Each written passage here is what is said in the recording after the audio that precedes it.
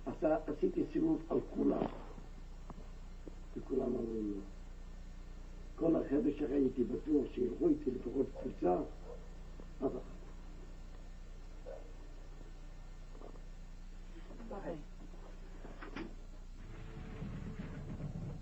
It was time to try the others, the doctors, the relatives, the lawyers. Hello? Hello. I just wanted to ask you whether there would be any possibility of doing an interview with you about the cancer victims and about their case. I'm really reluctant to be interviewed publicly on the media over this story overseas. It's just not appropriate. But why is it so sensitive? Come on now. Any discussion of nuclear issues is sensitive.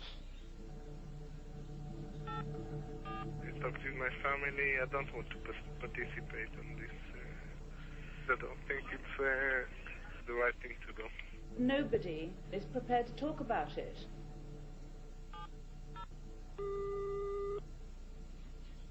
There are things that are not, it's not good to talk about, even if you're a lawyer. Are you worried about a sort of Vanunu scenario? Of course you think about it. I just don't get it. If this was the Soviet Union or Iraq or North Korea, I'd understand why people are so scared to talk. But this is Israel. It's supposed to be a democracy.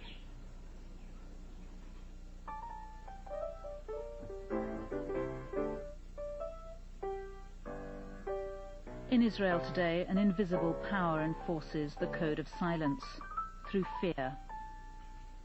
It comes from one man whose own identity was itself a secret until 2 years ago. Yehiel Horev. Horev is the smartest, most brilliant official figure in the sense of gathering power. He took some kind of very small office and made him the 4th intelligence agency in Israel, with no law, with no real scrutiny and monitoring by the Israeli parliament. And in this sense, he's I think, a grave danger to Israeli democracy. For 16 years, Horev has been the faceless guardian of Israel's secrets. His picture has never been published unmasked. Till now. It's Horev from his office at the Ministry of Defense who is blocking Vanunu's early release.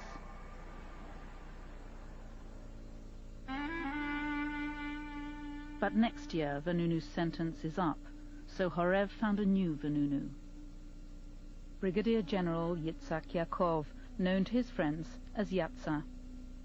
In his retirement he wrote a fictionalized memoir and talked on camera about his life. A distinguished soldier and scientist, Yaakov had for years led Israel's top-secret weapons development program. So eminent was he was a candidate for the prestigious Israel Prize. But when he told his life story to a journalist, he broke the rules. The journalist was Ronan Bergman.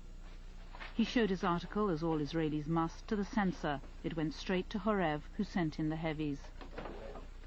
They were deadly, deadly serious. My phones were bugged. I was followed by Israeli Secret Service. Yatza was followed by Israeli Secret Service. And the whole system was surrounding us and following us and stalking us. Yaakov went from hero to zero. He was arrested secretly and charged with treason. He spent 2 years fighting Horev. 2 years of jail, heart disease, bankruptcy, and house arrest ended in public disgrace. He was spared prison, but the court found him guilty of betraying Israel's secrets. Horev was afraid that veterans of the Israeli army, the Israeli intelligence, the Israeli nuclear effort would try to maintain their footprint in the history of Israel and tell their story, and he wanted to frighten them.